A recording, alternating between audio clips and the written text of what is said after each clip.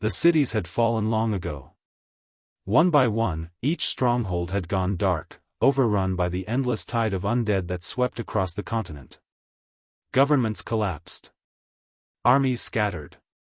Families vanished. Survivors hid in silence, clinging to hope like it was the last matchstick in a storm.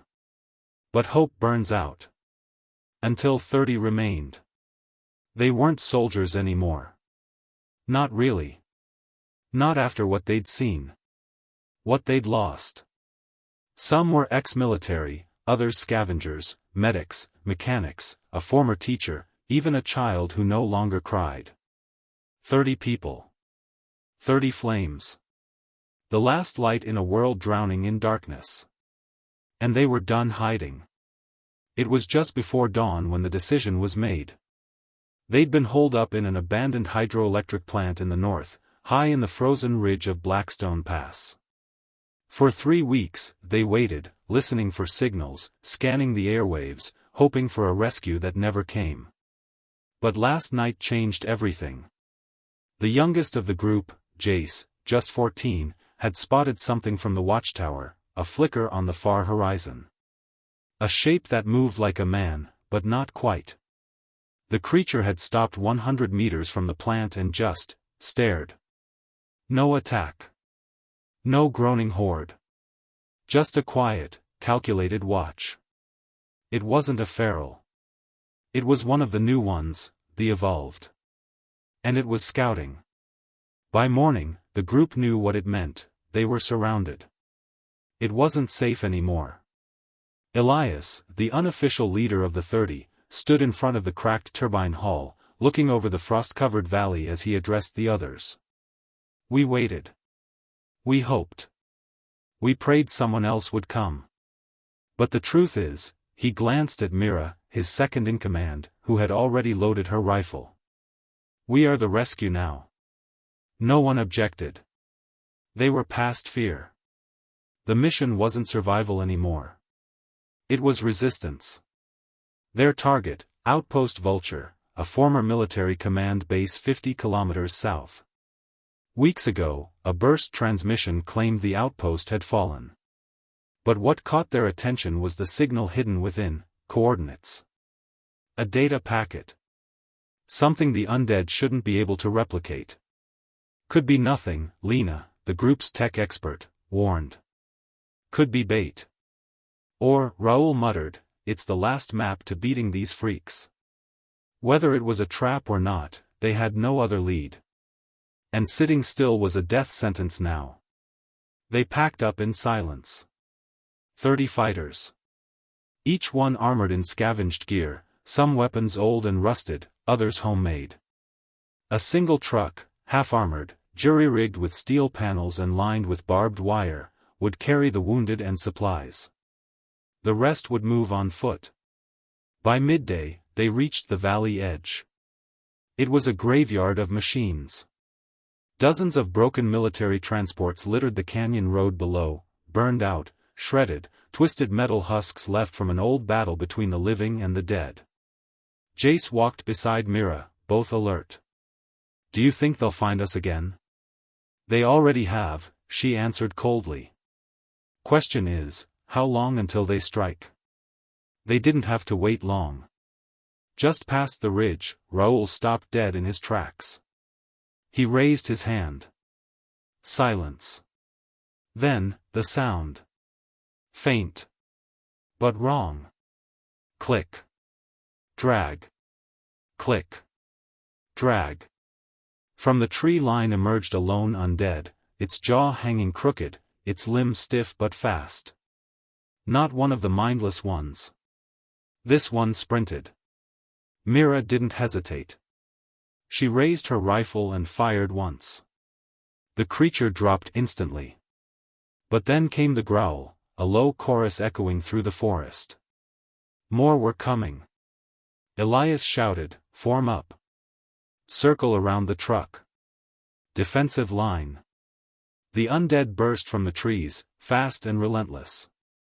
Not dozens. Not hundreds. But enough. The fighters held steady, not breaking, not running. This was different now. This wasn't panic. This was controlled fury. Jace, using a crossbow half his size, nailed one through the eye. Lena dropped two with her sidearm before taking cover behind a wrecked jeep. Elias and Raoul worked in tandem, covering angles like clockwork. It lasted 4 minutes. When the smoke cleared, 15 undead lay still, twitching and then going quiet. Not a single fighter lost. But Mira crouched near one of the bodies, studying it. Their skins thicker. Veins darkened. Not rot, mutation. Raoul sighed. They're getting smarter. Stronger. Elias's voice was hard. Then we hit them harder. They burned the bodies. Marked the location on their map. And moved forward. Because from this point on, the 30 weren't just running. They were bringing the fight. And something deep inside them had changed. No more waiting for a cure. No more signals. No more hiding. This was the last push. The last stand. And it had just begun.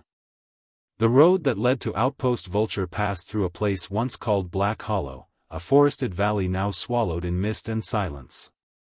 Locals used to avoid it even before the dead rose. They said things disappeared there. People. Time. Light. Now, it was worse. The 30 fighters moved in a tight wedge formation. Trees stretched like skeletal arms overhead, and the fog clung to their boots like it didn't want them to leave. Jace kept close to Mira, crossbow ready. He hated the quiet. Too quiet meant they were being watched. Elias walked at the center, scanning both flanks. His gut churned, not from fear, but instinct. Something was wrong. Every step felt like it echoed for miles, but nothing answered. No birds. No wind. No growl. Just cold. Why here? Raoul muttered. Why not go around? Because this valley cuts the travel time in half, Mira replied. And every hour we delay, the dead grow stronger. Or smarter, Lena added from the rear, where she monitored radio signals. I've been getting faint interference. Same weird bursts from the outpost's last known coordinates. Something still transmitting. Raoul frowned. Still alive? She shook her head.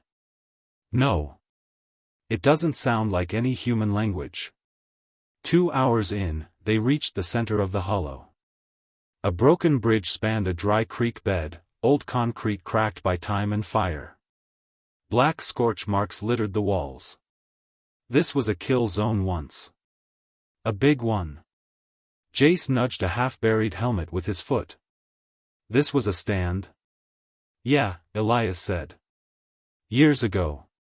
Probably the first time the army realized the dead don't play by the rules. He crouched beside a crater. Human bones. Shell casings. Burned dog tags. Raoul walked to the other side, then froze. Guys. He raised his rifle slowly. At first, nothing. Then Mira whispered, "Don't move." From the tree canopy above, something shifted. And dropped. It wasn't a normal infected. This one had armor, crudely made, stitched from stolen plates and duct tape. Its eyes weren't milky white. They were focused. Alert. It landed in front of Jace, hissing. The boy fell back, scrambling for his bow, but Mira was faster. She emptied 2 shots into its skull. It dropped instantly. But then came the sound they feared most. A shriek, long, high-pitched, not human. Dozens answered it.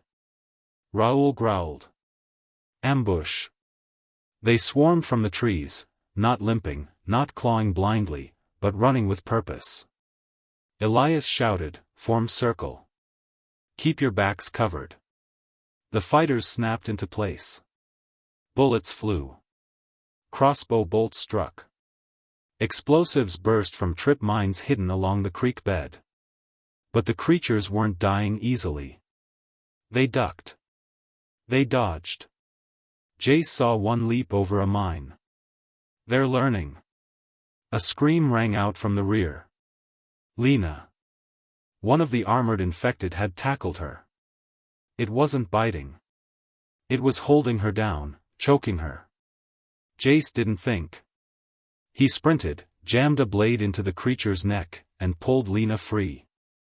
She gasped, eyes wide. That thing, it was trying to talk. By the time the last shot was fired, 5 infected lay still. But so did 2 humans. Grady, an old soldier who once trained young cadets, had taken a claw to the throat. And Sienna, a quiet scavenger with a sharp mind, had fallen trying to pull Grady out of the crossfire. Raoul stood over their bodies. We keep moving? Elias looked down at Grady's rifle, then at the faces of the remaining fighters. Yeah, he said. We bury them when it's done. Mira nodded grimly. They'd understand. Nightfall brought freezing winds and more static over Lena's radio. But this time, it spoke. Delta, safe house, unknown signal detected, repeat, hybrid consciousness forming.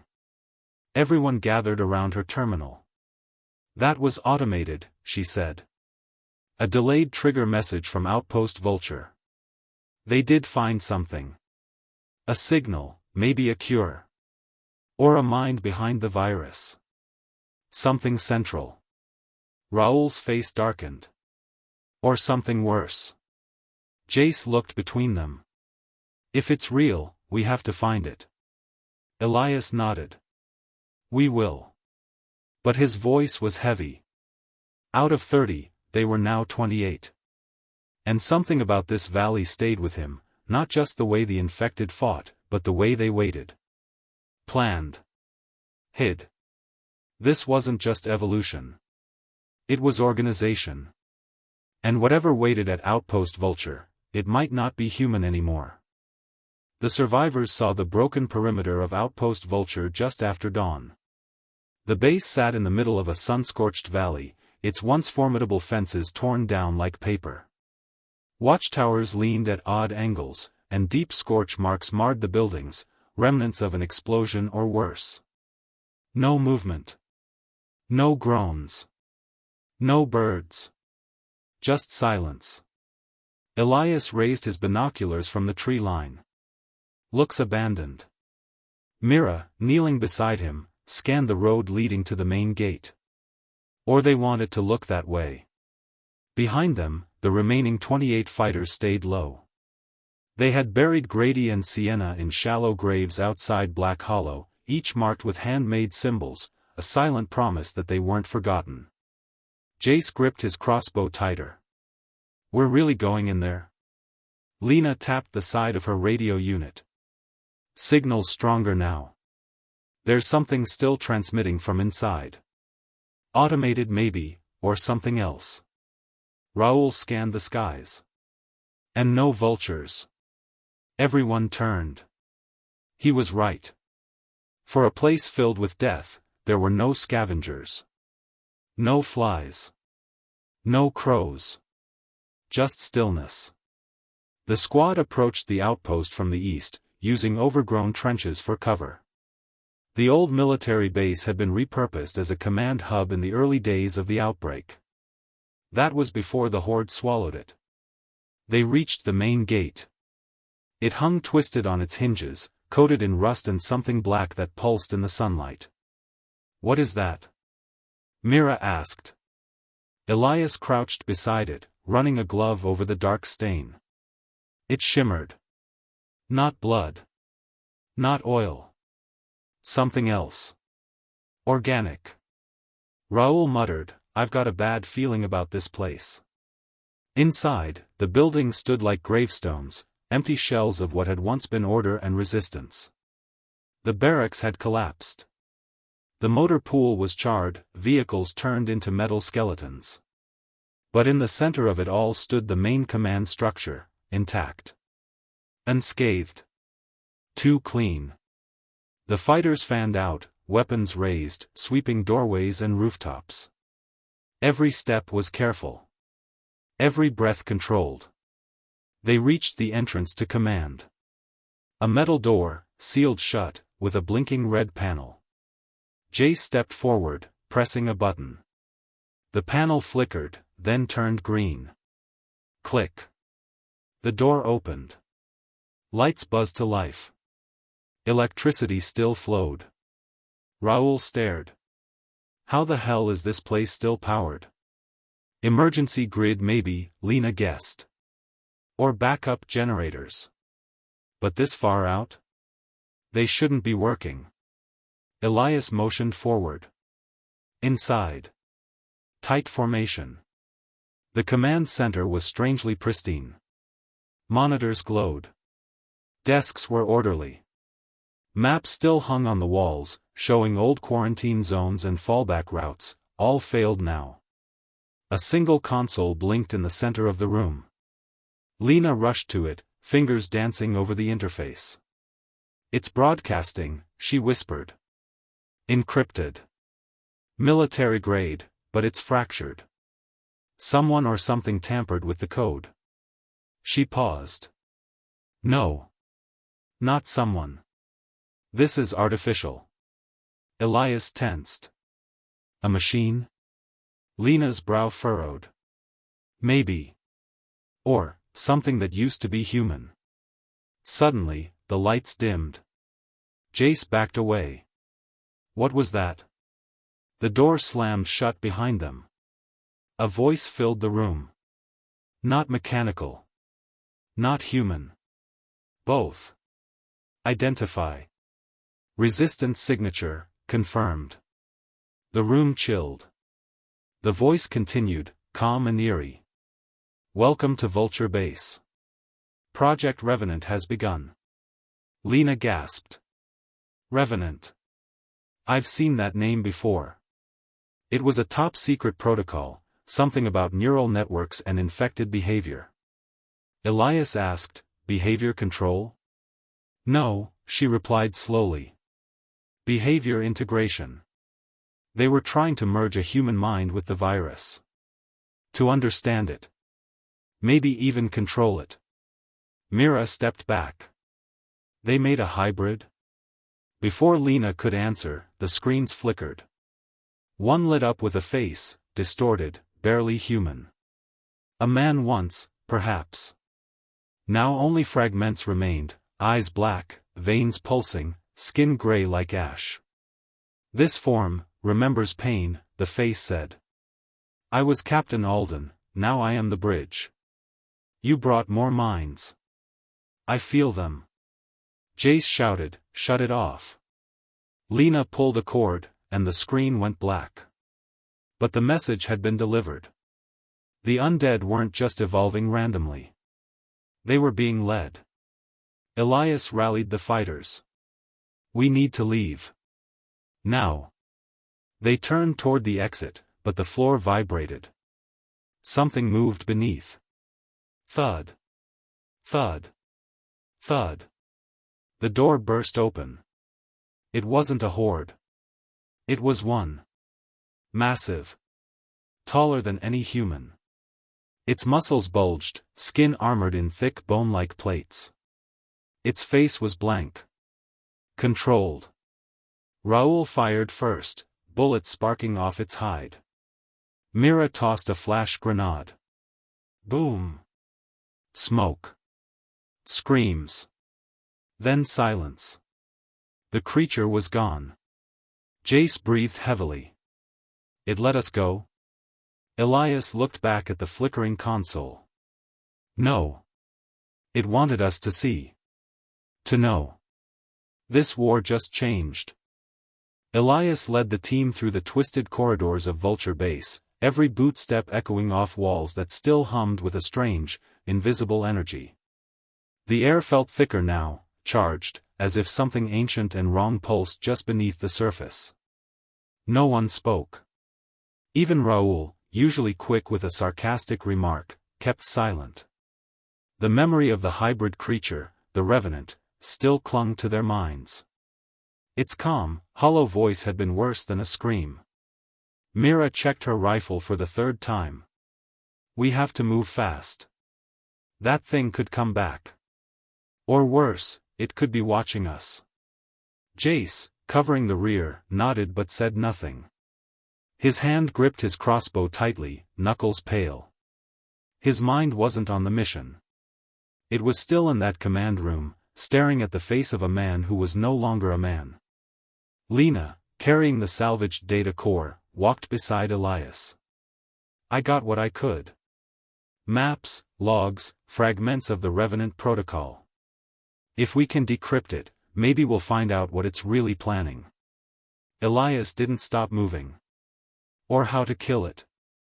They exited into the base's inner courtyard, where torn flags still fluttered on rusted poles.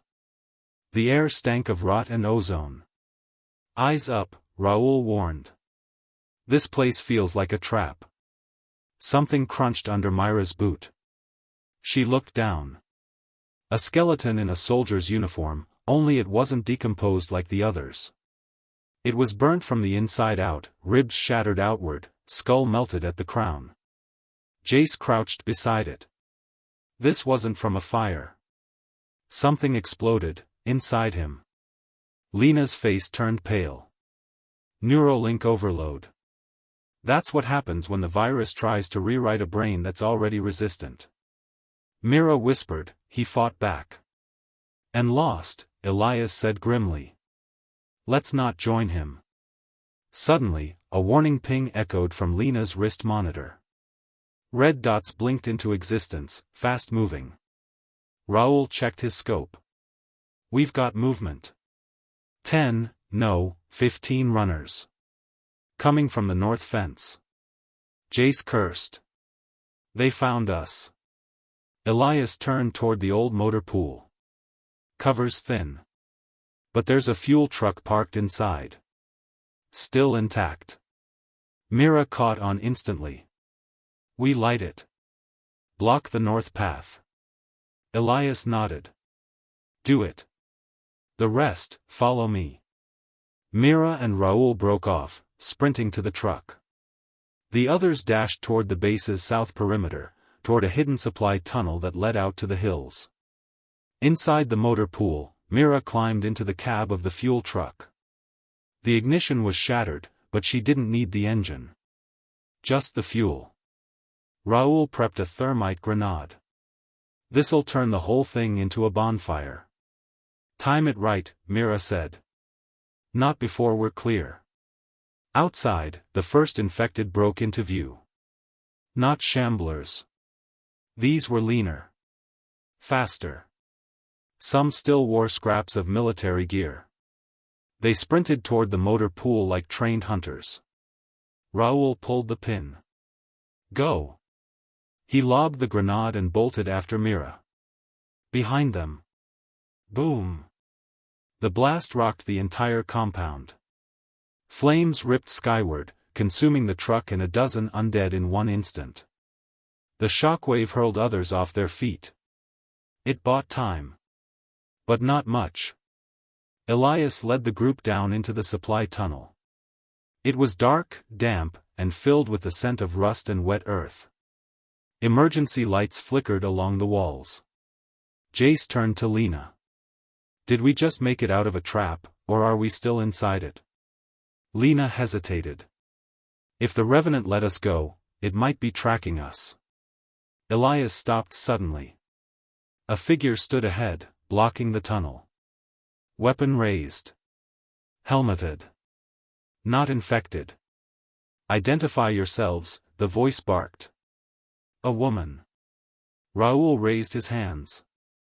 Friendly. Survivors from Black Hollow. Shut up, she snapped. You bring anything with you? Elias stepped forward. We escaped Vulture Base. 30 strong when we started. Now 28. We're clean. The woman lowered her rifle just slightly. You're walking straight into Redline territory. We've got one rule. No infection. No exceptions. We're not infected, Elias said firmly. She eyed them, then motioned with her rifle. Fine. Follow me. They emerged from the tunnel into what looked like an underground shelter, an old mining station repurposed into a defensive nest. Men and women in makeshift armor moved between sandbags and watch stations. A new face joined them, a grizzled man with a heavy limp. He looked over the group. Name's Colonel Drew. You're not the first to crawl out of that nightmare base. But you might be the last. Lena stepped forward. Do you know what Vulture Base was working on? Drew's eyes darkened. Revenant Protocol. Yeah. We helped fund it. Jace's jaw dropped. You knew? We hoped it could turn the tide, Drew said. Instead, we unleashed something worse than death. Mira said, it's still alive. It's watching. Waiting. Drew nodded. Then we fight smart. And we fight now. Elias looked over his group, bloody, tired, but unbroken. Then show us where to start. Inside the makeshift war room beneath the Redline Territory shelter, Colonel Drew pulled down a battered map of the region. Dirt smudges and bloodstains covered most of it, but the center had been marked with red ink, circles, arrows, and a bold X on a building labeled Old Ridge Relay Tower. This, he said, tapping the map, is where the Revenant is broadcasting from. Lena narrowed her eyes. I thought Vulture Base was the main source. Drew shook his head. That was a decoy. Or bait. Revenant used it to lure in resistance groups and observe how we'd respond. The real nerve center is up here, Ridge Tower. We believe it's using high-frequency neurosignals to influence infected behavior and possibly, merge consciousnesses. Jace frowned. You're saying it's controlling them? Like a hive mind? Exactly, Lena whispered, horrified. Elias leaned forward. So if we destroy this tower? We cut the Revenant's voice, Drew said. And possibly weaken every enhanced infected tied to it. Raoul scoffed. What's the catch? Drew's expression turned grim. The relay's surrounded by dense infected territory. We've tried sending scouts. None made it back. And even if you reach it, the tower's reinforced. You'd need explosives, serious ones. Jace cracked his knuckles. Then we blow it sky high. Elias met Drew's eyes. Give us what you've got. We'll handle the rest.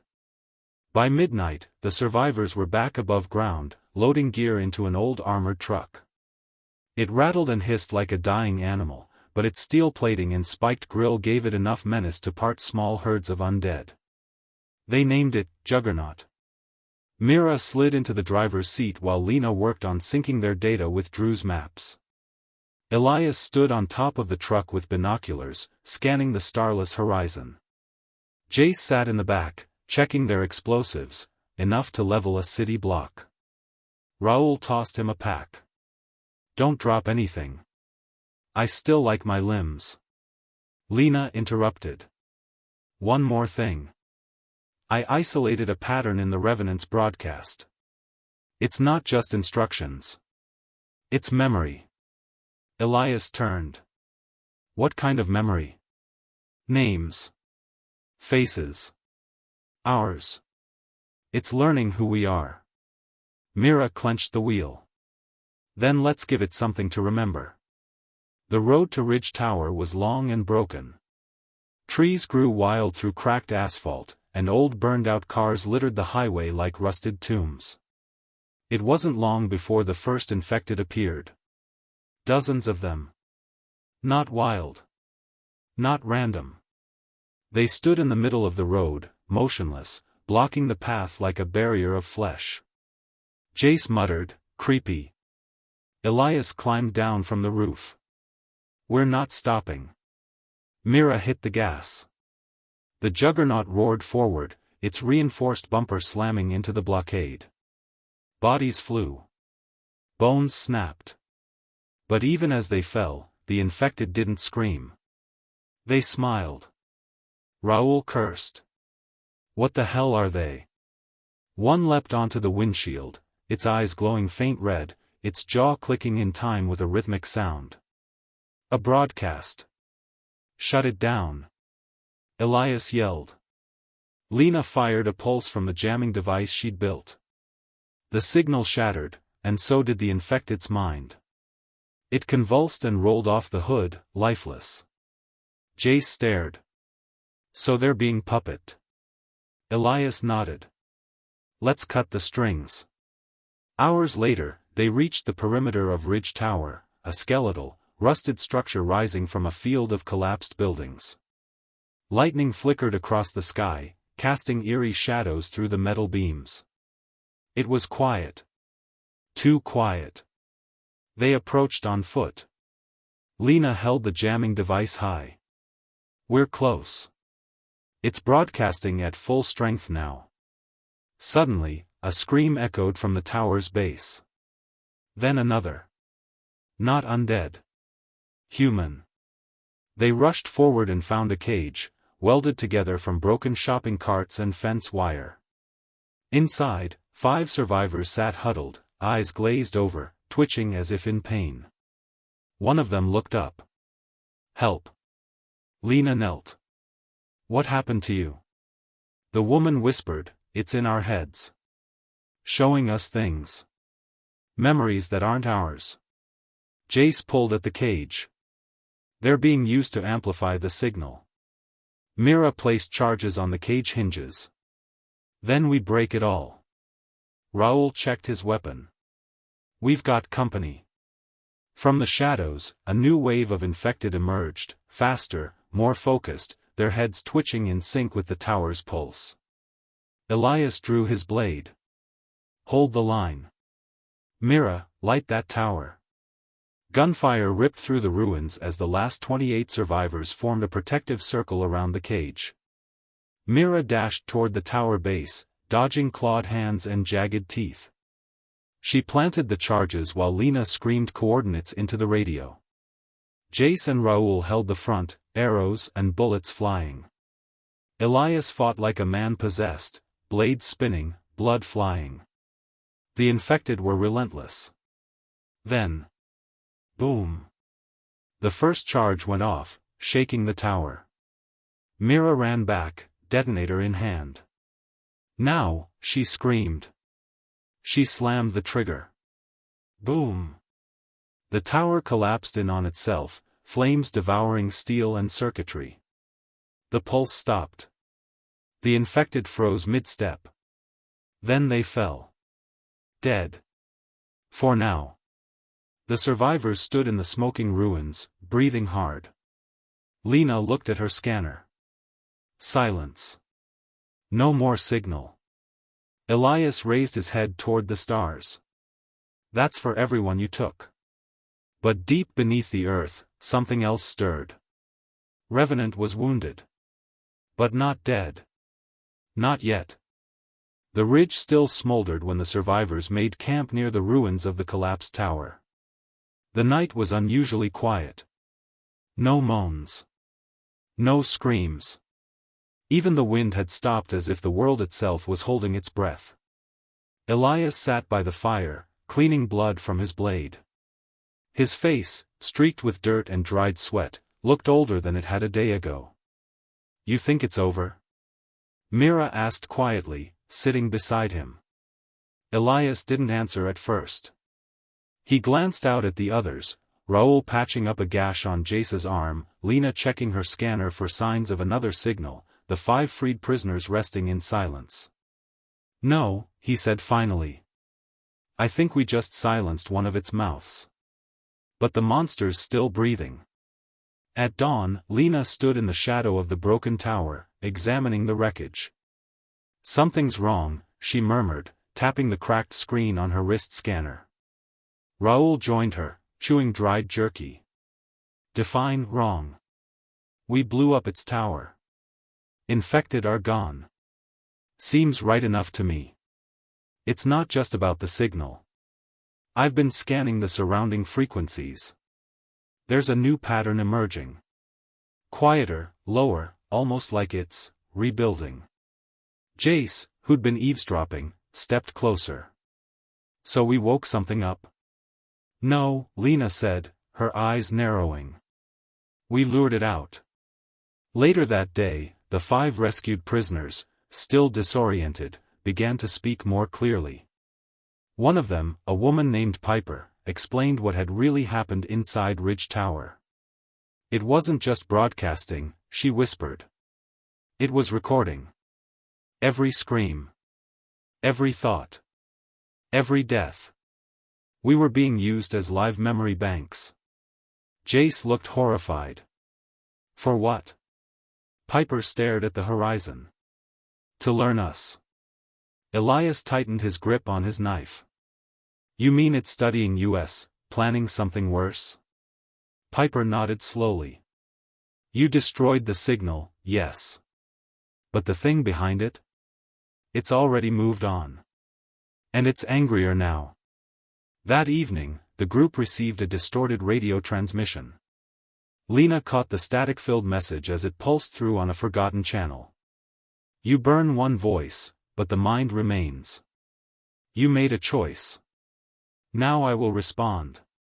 The radio died. And the earth trembled. Within minutes, they saw it. Out in the valley, where the ground had been scorched by fire, new movement stirred. But it wasn't a horde. It was a shape, a mound of twisted corpses, melted metal, and writhing black cables dragging themselves forward as one massive, crawling entity. A collective. What is that thing? Raoul shouted. Lena's eyes widened in horror. It's not infected. It's revenant. In physical form. It's using the bodies we killed to build itself. The massive construct slithered across the hills, slow but unstoppable, headed toward nearby survivor settlements. Jace swore. We need to stop it now or there won't be anything left to save. The group didn't wait. They rearmed, reforged their plan, and prepped Juggernaut for another run, this time not into a tower, but straight into a walking nightmare made of flesh and rage. Elias climbed atop the truck once more. We've got one shot. While it's still gathering. If it completes whatever it's doing, there won't be a second chance. Raoul loaded up fuel tanks into the truck bed. We turn this thing into a battering ram and light the fuse. Mira nodded. It's suicide. But it's our suicide, Jace added with a grin. Lena placed a pulse detonator inside the cabin. If we get close enough, this blast should scramble everything.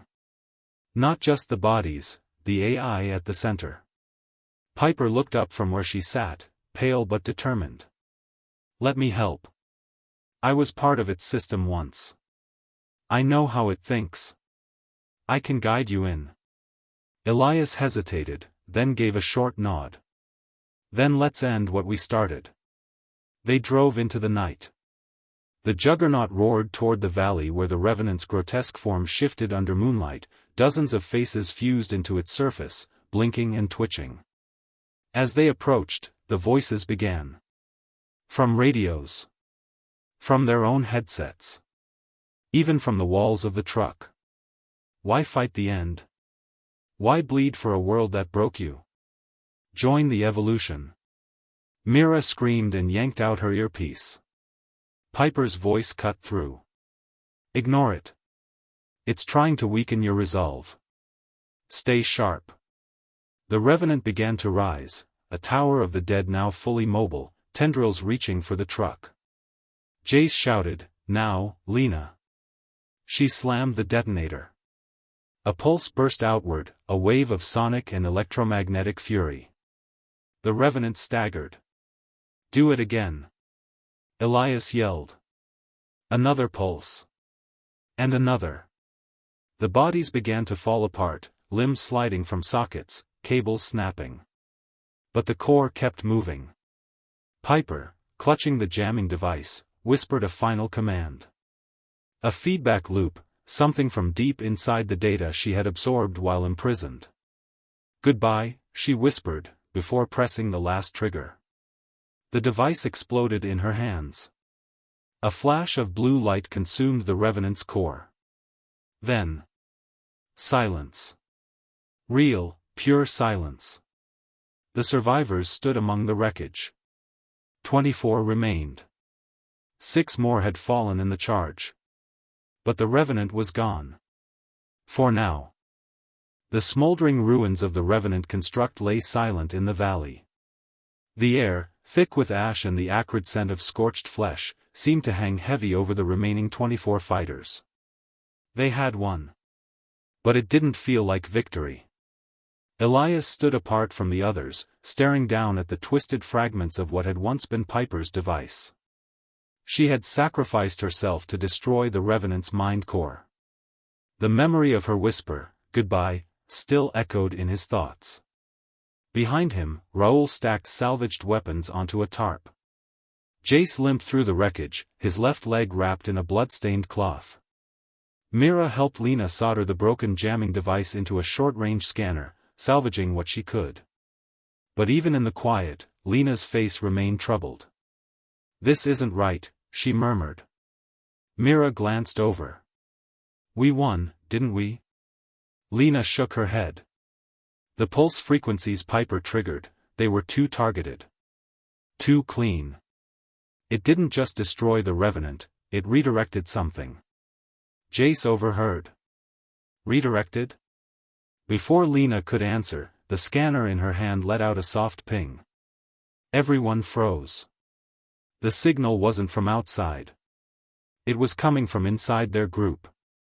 Within seconds, the fighters surrounded the camp. Guns raised. Eyes scanning each other. "What the hell's going on?" Raoul barked. Lena's voice was ice. "One of us is carrying a signal relay. A piece of the Revenant's code. I think Piper knew. That's why she said goodbye." Mira took a cautious step back. "You think she didn't stop it, just contained it?" Elias scanned their faces. "No. She trapped it inside someone." Silence fell like a blade. Jace swallowed hard. "You saying, one of us is infected?" Lena nodded. "Not physically. It's deeper. Psychological. Like a sleeper agent. Someone here is, not themselves anymore." The scanner pinged again. Raoul snapped. "So scan us. Now." Lena adjusted the device. "It won't be perfect, but it can help narrow it down." She moved from one survivor to another. The device remained silent through the first 10. Then, as she neared a quiet man named Deacon, one of the recently freed prisoners, the scanner went wild. Beep. Beep. Beep. Deacon's eyes twitched. "Wait," he stammered. This doesn't make sense. I don't feel different." Elias stepped forward. "Drop your gear." Deacon shook his head slowly. "I didn't ask for this. I didn't choose this." Jace cocked his rifle. "That doesn't matter." But before anyone could act, Deacon suddenly screamed, and collapsed. His body convulsed violently, as if something inside was fighting back. His mouth opened, but the voice that came out wasn't his. "You broke the tower. You shattered my shell. But I am in your blood now." Lena's eyes widened. The Revenant uploaded itself into a host. Deacon wasn't a prisoner, he was a carrier. The air around them vibrated with a low hum. The camp lights flickered. Deacon's body jerked upright, now calm. But his eyes were glowing faint red. "I've seen your fears," it said through him. "I know your plans. Your weaknesses. I am one of you." Raoul pulled the trigger. Deacon fell, dead. But the echo of the Revenant's voice lingered in their ears. "One dies, another wakes. You cannot outrun me. This war is not over. It's only evolved." The survivors stared at Deacon's still body. No one spoke. Finally, Elias broke the silence. Burn the corpse. And check everyone else. Twice. Lena turned the scanner toward herself. Nothing. Then the others. One by one, the device stayed quiet. But the fear remained. That night, they buried the remains of those they'd lost, Piper, Deacon, and 4 others who had died during the final charge against the Revenant. Only 24 remained. And now, they weren't just fighting the undead anymore. They were fighting trust. Mira sat beside Elias near the edge of camp. What if the Revenant left more than one copy of itself? Elias stared into the fire. Then we root it out. No matter where it hides. Lena joined them. There's a signal pulsing just beyond range. Weak. Mobile. Whatever it is, it's heading north. And it's not alone. Jace limped up behind her. So we follow it? Elias stood. No. We hunt it. The others slowly gathered. Their war wasn't over. It had just gone silent. And silence was the Revenant's favorite weapon. A cold, unnatural wind swept across the wasteland. The 24 survivors moved like shadows through the ruins of a forgotten city, one street at a time, every step heavier than the last. Lena's scanner blinked with a steady pulse. The signal was growing stronger. Elias led at the front, blade strapped to his back, rifle at the ready. Beside him, Jace limped through cracked asphalt, his jaw clenched with determination. Raoul followed close, dragging a cart filled with salvaged explosives. Mira walked in silence, fingers never leaving the trigger guard. There were no birds. No rats. No sign of life. Only the faint, rhythmic ping of a signal, like a heart that refused to die. At the edge of the city, they reached a crater, wide and deep, where a government research facility had once stood. Now it was a hole. Black cables pulsed from the ruins, vanishing underground like roots seeking blood. A gust of heat rose from below. Lena checked her scanner. This is it.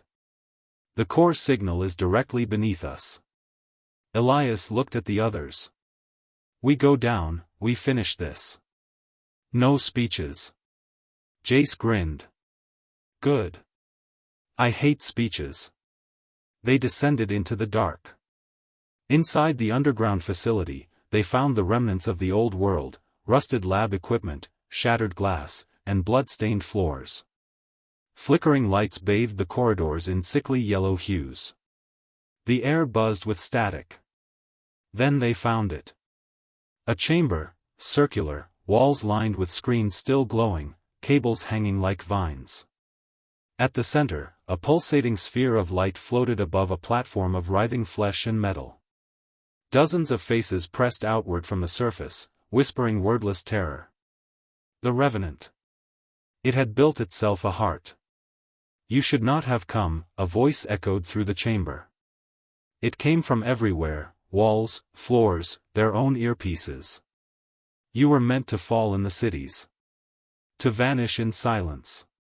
But now, I will show you what your defiance costs. Raoul pulled out a grenade and smiled. I've got a different idea. But before he could throw it, the floor erupted.